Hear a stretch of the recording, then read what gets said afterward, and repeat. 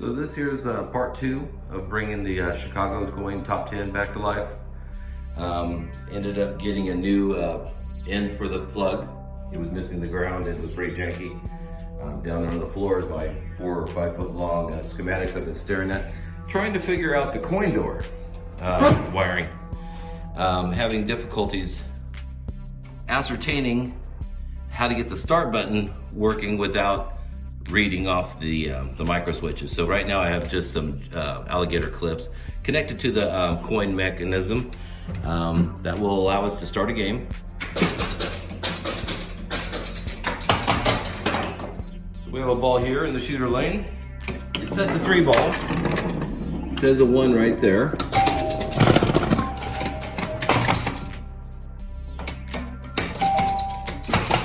Okay, we advance the ball 2. Score.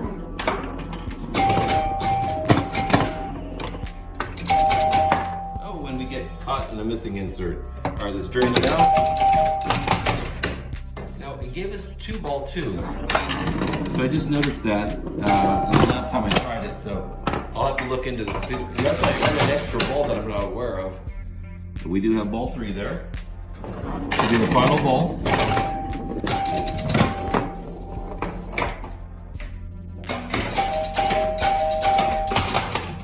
Game over.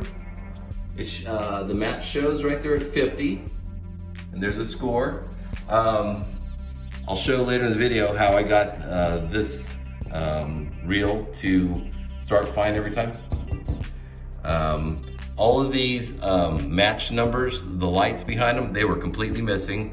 A lot of the lights in here were either missing, burned out, or they were severely corroded where the lamp holders are.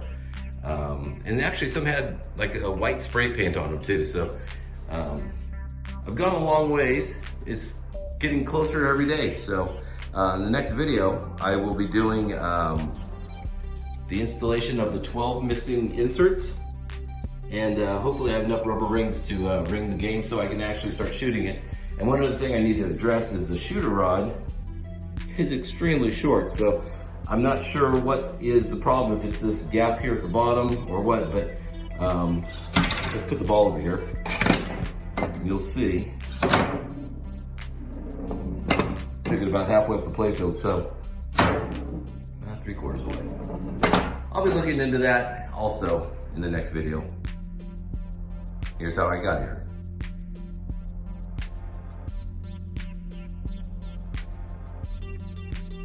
Well, the score motor issue was as I expected.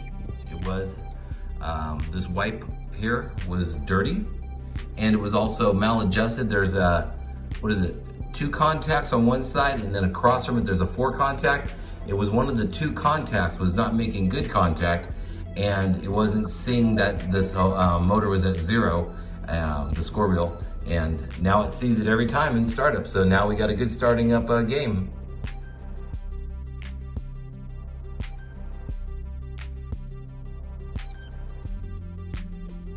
So I pulled the ball index relay off the bottom panel, and it looks pretty good other than that one plastic part there fractured and somebody tried to repair it. And it's probably why we're getting a little buzz sound, I would think, because otherwise I think it looks pretty good. So it's probably still done, at least for that use.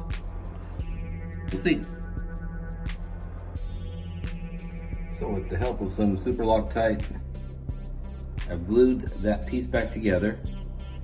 I'm going to use this gift card, this little throwaway thing here.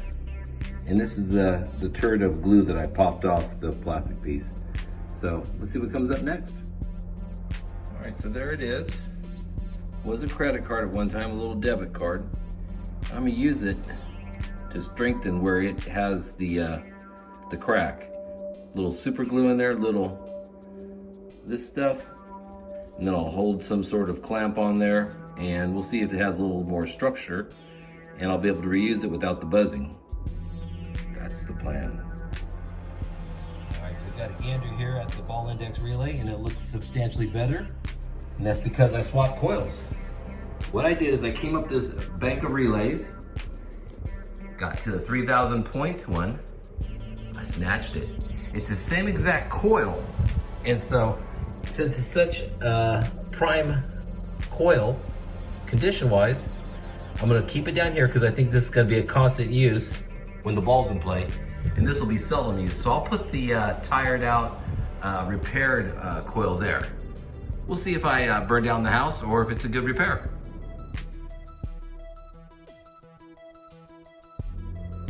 So there it is, installed in the 3,000 point relay. Just a swap. So I was still getting just a baby bit of annoying buzz come from this coil and relay set here. What I determined was when I pulled on it a little bit, it quieted down. So with the power off and the machine unplugged, I got in here and I grabbed it just a little bit with some pliers and just bent it back towards me just a smidge.